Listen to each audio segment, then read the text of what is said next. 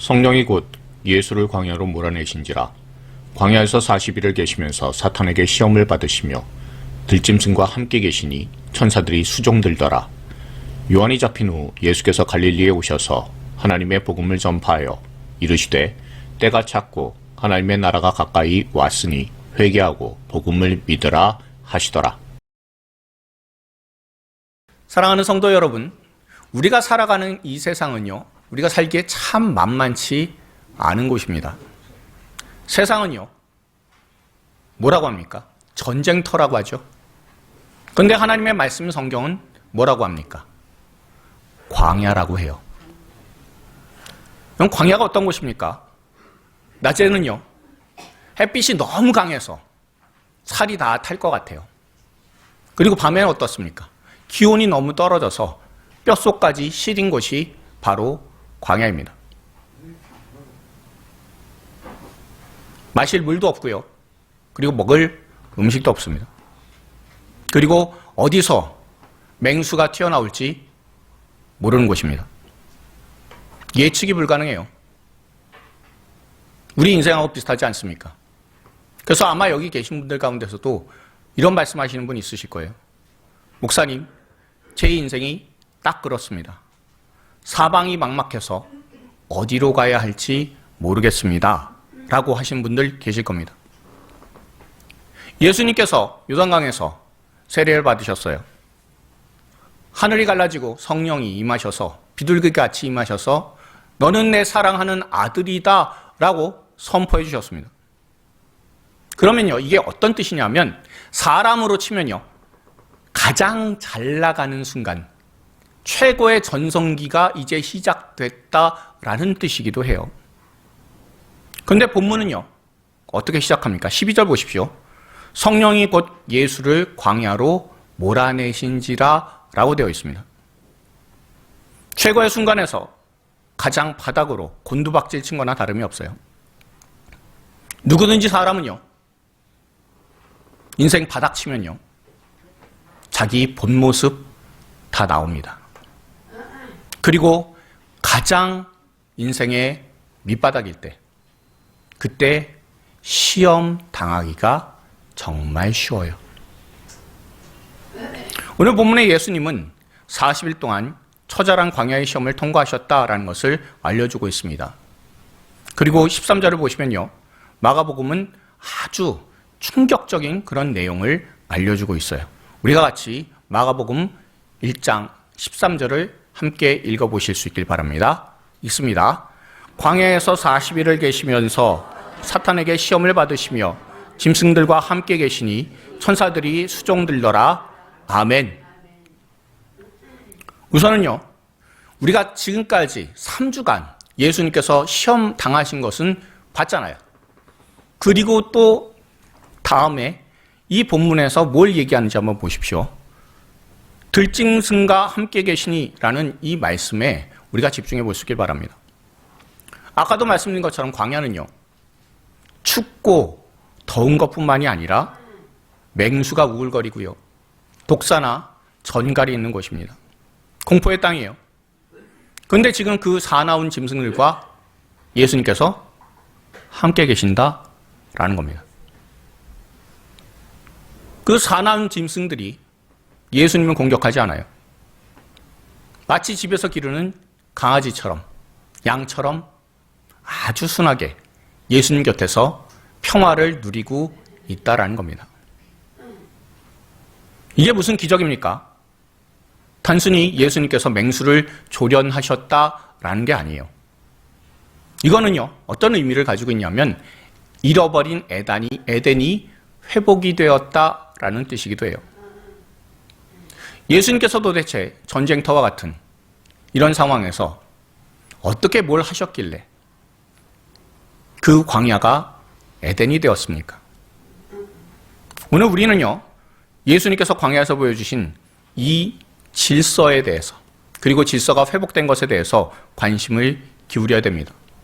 왜냐하면요, 저와 여러분들의 삶 가운데 너무 들짐승들이 많기 때문에 그렇습니다. 이 장면을 제대로 이해하려면요, 우리가 창세기로 좀 돌아가야 됩니다. 창세기 1장 28절에 보시면 하나님께서 사람을 만드시고 첫 번째 명령을 주셨습니다. 우리가 그 말씀을 한번 읽어보기 바랍니다. 읽겠습니다.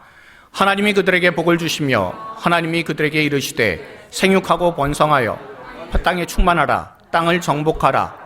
바다의 물고기와 하늘의 새와 땅에 움직이는 모든 생물을 다스리라 하시니라. 아멘.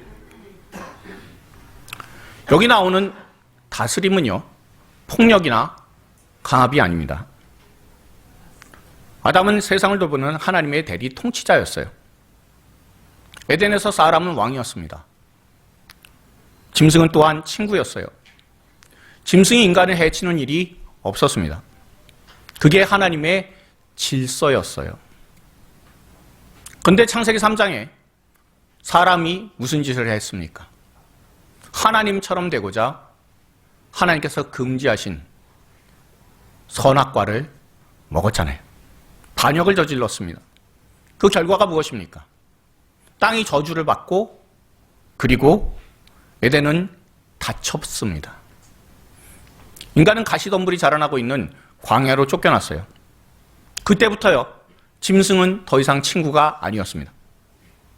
사람 잡으려고 덤비는 공포의 대상이었고 말 그대로 진짜 들짐승이 된 거예요. 인간이 타락해서 왕의 지위를 잃어버리니까 피조된 세계, 그것이 사람을 공격하기 시작했습니다. 이게 질서의 붕괴예요. 오늘 저와 여러분들의 삶을 한번 돌아보십시오. 에덴입니까? 아니면 광야입니까? 여러분들의 주변에 있는 짐승들은 뭡니까? 돈이라고 하는 들짐승이 있고요. 사람들의 시선이라고 하는 들짐승도 있습니다. 그리고 미래에 대한 두려움이라는 들짐승도 있어요. 이 들짐승들이요, 계속해서 으르렁대잖아요. 우린 평생 이 짐승들에게 눌려서 밤에 잠도 못 자요. 밤에 불안해서 걱정 때문에 잠을 못 이루는 경우가 얼마나 많이 있습니까? 우리가 광야와 같은 이 삶 속에서 불안해하며 염려할 때 광야에 계셨던 예수님께 시험을 한 사탄이 등장을 해요. 그리고 예수님께 했던 것과 똑같이 우리에게도 그 제안을 던집니다. 야, 너 힘들지? 너 괴롭지? 너 불안하지? 이 험한 광야 같은 곳에서 살아남으려면 질서가 필요해요. 내가 시키는 대로 해. 그러면 내가 이 짐승들을 다 잡아줄게. 이 짐승들을 통제할 수 있는 힘을 너에게 줄게라고 해요. 그러면서 마귀는 우리가 평생 기도해온 메시아의 모습, 세상의 메시아가 어떤 메시아가 필요한지, 세상적인 메시아의 모습을 들고 나와요. 우리는 이것을 행복이라고 부르지만 성경은 이것에 대해서 우상이라고 해요. 예수님께 사탄이 제일 먼저 한 말이 무엇입니까? 이 돌들로 떡덩이가 되게 하라라는 거잖아요. 이건 단순히 배고픔을 면하라라는 의미가 아닙니다. 예수님께 메시아가 되려면 경제적인 메시아가 되라라는 거예요. 야, 하나님의 아들, 사명, 다 좋은데 너 지금 40일 굶었잖아.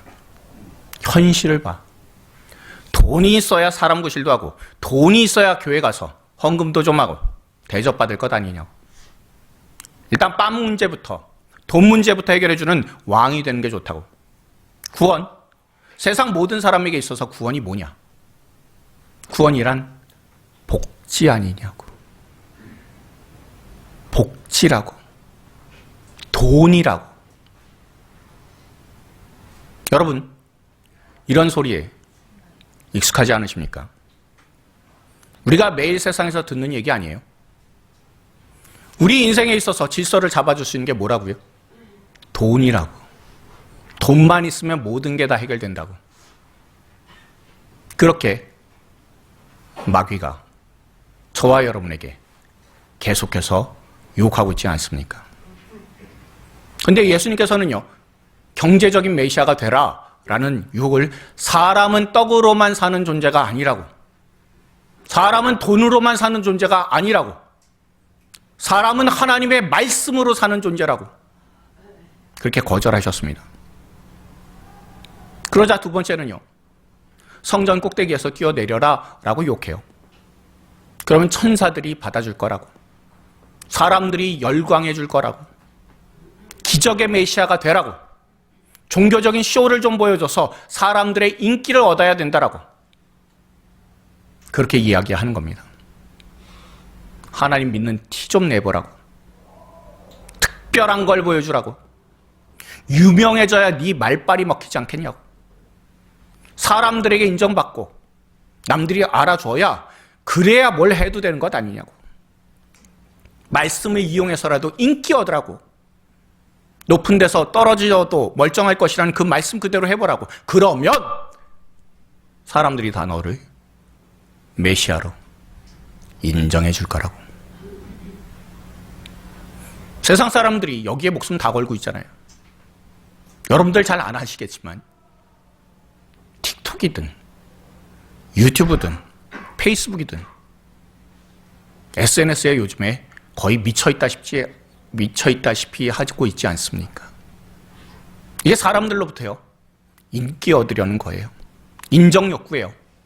남들이 나를 어떻게 봐주느냐, 그게 사람들의 삶에 있어서 질서가 되었습니다. 근데 예수님께서 어떻게 하셨습니까? 주 너의 하나님을 시험치 말라라고 그렇게 말씀하시면서 이 시험을 극복하셨어요. 그러자 마귀가 뭐라고 합니까? 세상의 천하 만국을 다 보여주면서 나한테 절하라고, 이 세상의 영광을 누릴 수 있는 힘을 너한테 다 주겠다고, 세상 모두가 나랑 거래하고 힘으로 세상을 누리게 되었다고, 어떠냐고 그렇게 하나님께, 성자 하나님이신 예수님께 거래를 해왔습니다. 이거는요, 제국의 메시아가 되라고, 힘의 메시아가 되라고,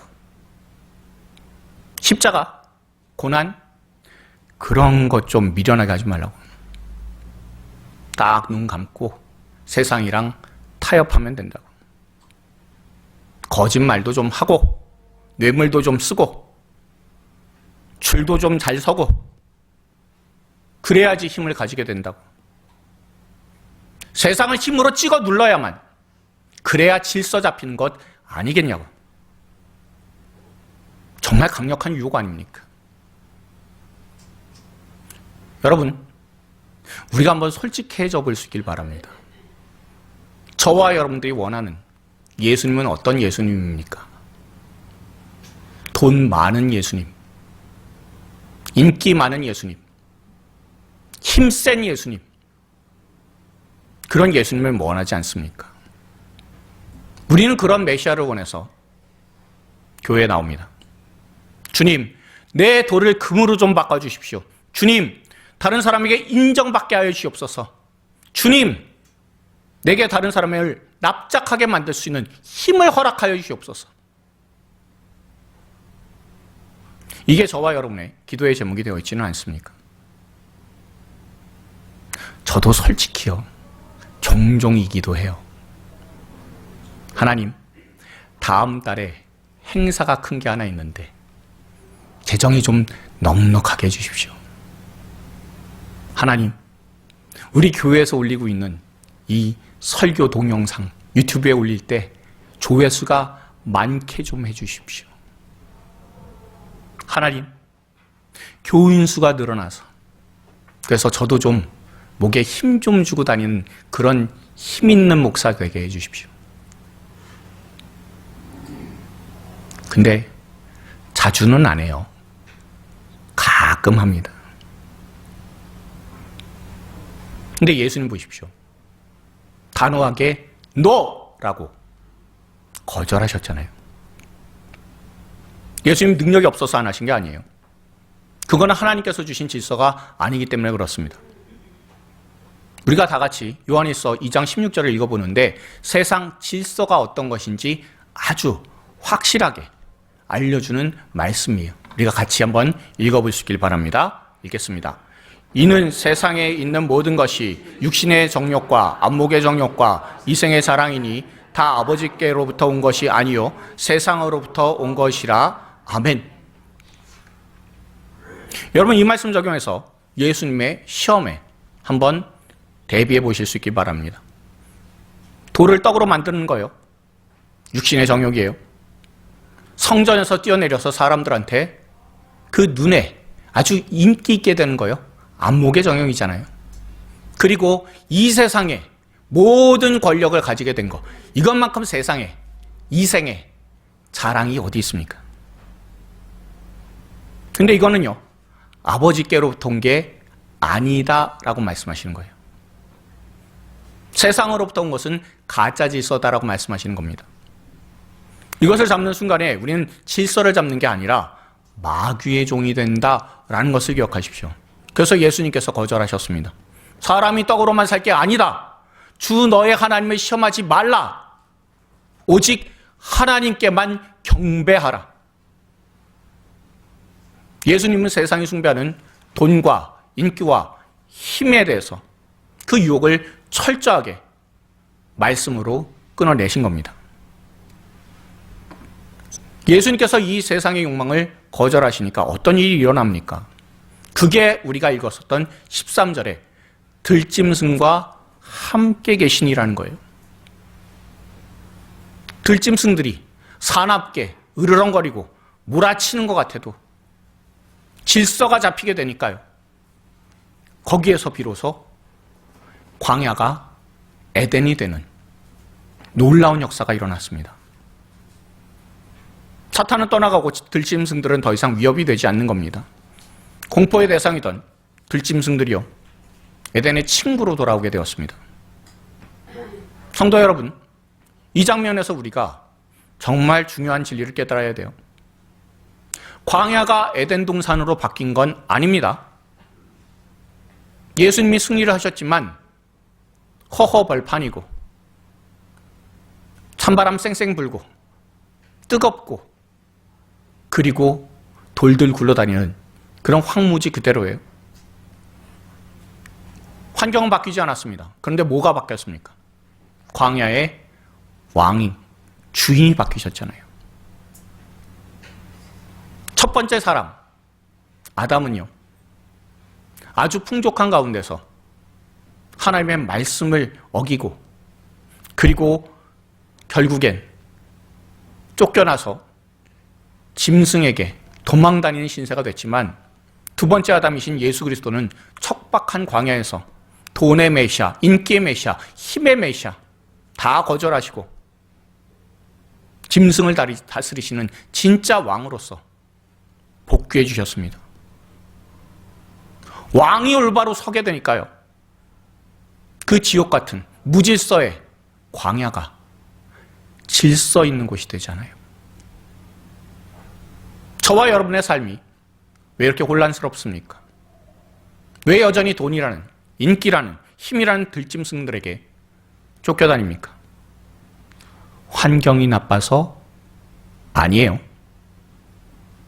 아직도 저와 여러분이 돈의 예수님, 인기의 예수님, 힘의 예수님을 붙들고 있기 때문에, 세상의 가짜 질서를 붙잡고 있기 때문은 아닙니까? 이때 여러분들 꼭 기억하시고 마귀의 그런 모든 욕에 거절하십시오. 나는 돈으로 살지 않는다고, 나는 인기로 살지 않는다고, 나는 힘으로 살지 않는다고, 나는 십자가의 예수님으로 사는 사람이라고 분명히 거절할 수 있는 하나님의 사람들이 다 되길 바랍니다. 그리고 진짜 왕이신 예수님을 나의 왕으로 분명히 인정함으로, 그것을 통해서 여러분들의 삶에 그 들짐승과도 같은 어려움들이 싹 사라지게 되고, 그 예수님 한 분이 나의 주인 되심으로 말미암아 예수님께서 우리의 인생을 온전하게 이끌어 주시는 것, 그래서 삶의 질서가 잡히게 되는 귀한 하나님의 권속들이 다 되기를 주님의 이름으로 축복드립니다. 자, 그러면요, 예수님께서 마귀의 세 가지 시험을 거절하신 이후에 그 내용이 어떤 결과가 나타났는지도 한번 보십시오. 돈과 인기와 힘, 우리로 치면 나는 다 필요 없다고, 난 말씀으로만 살겠다라고 그렇게 선포했습니다. 승리했어요. 멋지지 않습니까? 자, 그러면 어떤 일이 일어나야 되죠? 아, 이제 고생 끝이구나. 광야의 고속도로가 뚫리고, 그리고 오아시스가 터지고, 꽃동산 되겠구나 라고 생각하기가 쉽습니다. 근데 천만의 말씀이에요. 다시 한번 13절 여러분들 잘 보시면 환경 안 바뀌었어요. 여전히 광야입니다. 여전히 거친 땅이에요. 모래바람이 불어치는 그런 곳입니다. 여기서 저와 여러분들이 다 무너지는 상황이 발생을 해요. 목사님, 제가 세상 끊고 말씀대로 살기로 결단했는데 왜 우리 집은 이 모양 이 꼴입니까? 왜 저는 여전히 빚더미에서 헤어나오지 못합니까? 왜 남편은, 왜 내 자식은 변하는 게 하나도 없습니까? 우리가 착각하지 말아야 될 게 있어요. 예수님께서 이 땅에 오신 것은 우리의 환경 밖으로 오신 게 아니에요. 저와 여러분의 삶에 질서를 잡아주고자 오셨다는 것을 꼭 기억할 수 있길 바랍니다. 그래야만 광야가 에덴이 돼요. 광야라는 환경 그대로인데 결정적인 변화가 하나 있잖아요. 13절 끝을 보십시오. 천사들이 수종들더라 라는 거예요. 무슨 뜻입니까? 하늘 문이 열렸다라는 겁니다.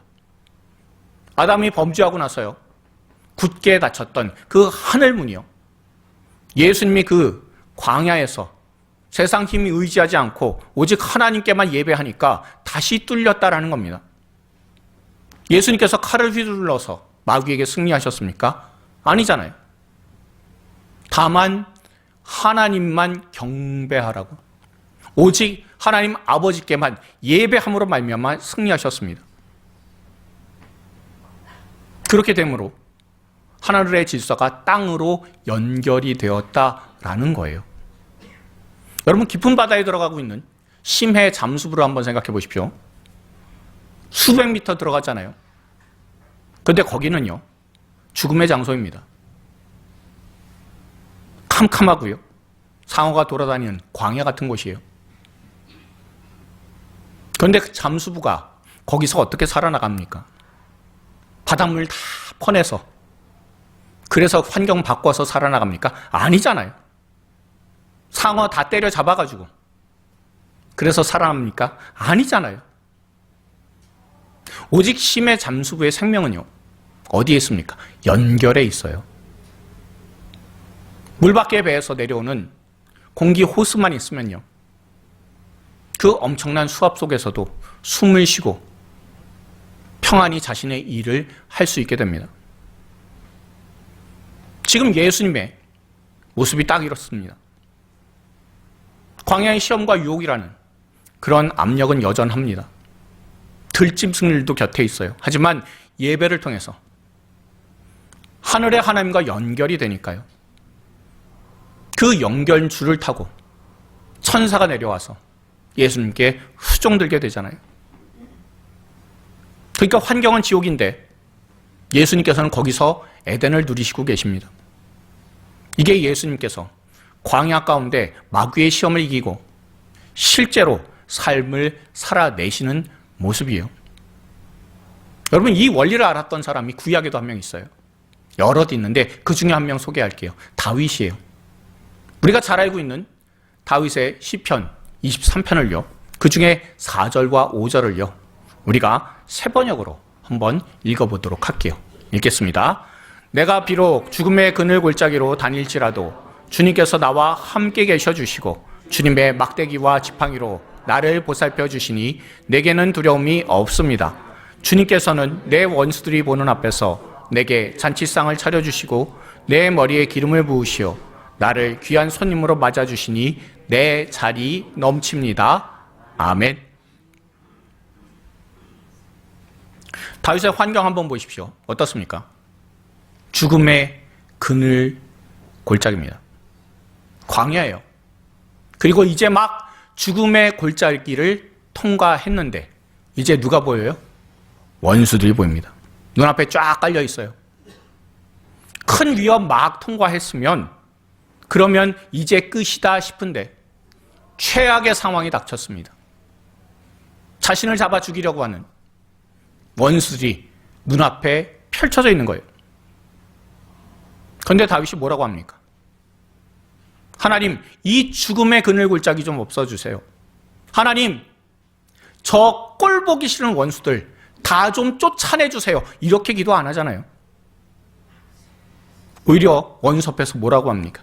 주께서 감사하게도 내 앞에, 원수들 앞에 잔치상 차려주셨네요. 감사합니다. 원수들이요, 으르렁거리면서 달려들려고 하지 않겠습니까? 근데 그 골짜기, 그 끝자락에서 하나님과 식사하고 있습니다. 잔치를 벌여요. 오늘 본문으로 치면 천사들이 수종드는 것과 똑같은 상황이에요. 여러분, 이게 예배자가 누리는 복입니다. 환경이 좋아져서 감사하는 거예요. 누구나 다 해요. 돈 많고 배부르면요, 누가 찬양 안 하겠습니까?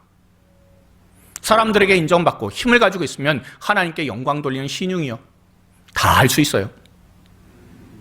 근데 그건 껍데기라는 겁니다. 진짜 실력은요, 진짜 믿음은요, 사방이 꽉 막힌 광야인데, 그리고 내 주머니에서는 먼지만 풀풀 날리는데 거기서 무릎 꿇고 예배를 통해서 하늘을 여는 거예요. 그게 진짜 믿음입니다. 하나님, 상황은 시궁창 같습니다. 나는 세상에 절하지 않겠습니다. 나는 하나님만 경배합니다라고 그렇게 예배할 때 지옥과 같은 광야에 천사가 내려와요. 광야에 하나님께서 임재하셔서 성소가 되는 놀라운 역사가 벌어지게 됩니다. 세상이 원하는 화려한 메시아, 돈과 힘을 가진 메시아를 거절하시고 오직 하나님만 예배하는 왕으로 서신 예수님이 계세요. 그 왕이신 예수님께서 광야에서 나와 하시는 말씀이 뭡니까? 우리가 예수님의 마음으로 오늘 본문 15절을 우리가 크게 한번 읽어보시길 바랍니다. 읽습니다. 이르시되 때가 찼고 하나님의 나라가 가까이 왔으니 회개하고 복음을 믿으라. 아멘. 여기서 말하는 회개하라는 거는요, 단순히 잘못했습니다 하고 눈물 흘리는 게 아닙니다. 방향 돌리라는 거예요. 야, 너네도 언제까지 돈돈거릴 거냐고, 언제까지 세상 인기, 힘 이런 거 쫓아다닐 거냐고, 그거 다 가짜라고, 내가 하는 것처럼 해보라고. 광야와 같은 인생길에서 하나님께 예배드리니까 천사들이 수종드릴 수 있는 그런 하늘의 질서가 잡히지 않냐고. 너희들도 나처럼 예배자로 돌아오라고 그렇게 외치시는 것이 바로 하나님의 나라가 가까이 왔으니 회개하고 복음을 믿으라라는 말씀입니다. 예수님께서는 그 예배 자리로 저와 여러분들을 초청해 주십니다. 광야를 에덴으로 만들고 싶냐고, 광야처럼 모든 것이 다 폭삭망해서 황량해진 것 같은 너의 삶의 변화를 원하냐고, 환경 바꾸려고 애쓰지 말고 예배드려라 하시는 겁니다. 이게 주님의 초청이에요.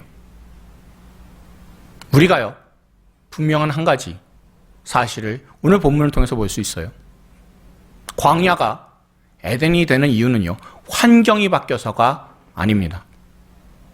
예배자로 다시 섰기 때문에 가능한 변화예요. 아담은요, 완벽한 환경에서 하나님께 예배를 제대로 드리지 못하니까 실패자가 됐지만, 예수님은 최악의 환경인 광야에서 예배에 성공함으로 광야를 에덴과 같이 질서 있는 곳으로 만드셨습니다. 예수님께서는 말씀으로 살아내셨고요, 말씀의 몸을 맡기셨고요, 또한 말씀으로 왕이 되신 분이십니다.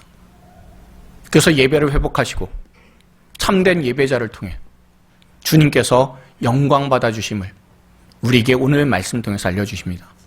그러니 저와 여러분들 모두가 예배자로 부르심을 받았다라는 것을 기억하시고 예배자로서 하나님 앞에 설 수 있는 하나님의 사람들이 다 되길 바랍니다. 여러분들의 삶이 광야와 같습니까? 혹시 주변에 계속해서 으르렁대는 그런 들짐승들이 많이 있습니까? 그런 들짐승 같은 문제가 여전히 여러분들의 눈앞에 계속해서 여러분들을 성가시게 만들고 있습니까? 우리가 환경 이전에 우리의 마음을 돌아볼 수 있길 바랍니다. 돈 없다고, 사람들이 나 무시한다고, 쥐어짜낼 힘도 없다고, 그러면서 상황이 안 좋다고 낙심하지 마십시오. 그 자리에서 마귀가 유혹하는 가짜 질서에 넘어가지 말고 예수님이 나의 주인 되시는 예배자로서 삶의 질서를 잡을 수 있는 하나님의 사람들이 다 되기를 바랍니다. 돈과 인기와 힘이라는 그런 가짜 질서는 다 파기시키시고 오직 예수님만 예배할 수 있는 저와 여러분들 다 되길 바랍니다. 그러니 한 주간 살아가실 때요, 딱 한 가지만 저와 여러분들이 할 수 있길 바랍니다. 여러분을 두렵게 하는 들짐승이 정확하게 뭡니까? 돈입니까? 사람들이 인정해 주는 겁니까? 자녀입니까? 아니면 여러분의 불안한 미래입니까? 그 모든 것 하나님께 해결해 달라라고 하기 이전에 그 문제 한복판에 예배를 세울 수 있는 하나님의 사람들이 다 되길 바랍니다. 그래서 담대하게 외치십시오. 하나님, 내가 이 문제 해결 안 돼도 좋습니다. 하지만 이 문제 앞에서 세상의 방식, 세상의 질서 따라가지 아니하고 내가 예수님을 왕으로 섬기는, 예수님이 나의 주인 되시는 예배자로 서겠습니다라고 분명히 결단할 수 있는 저와 여러분들 다 되길 바랍니다.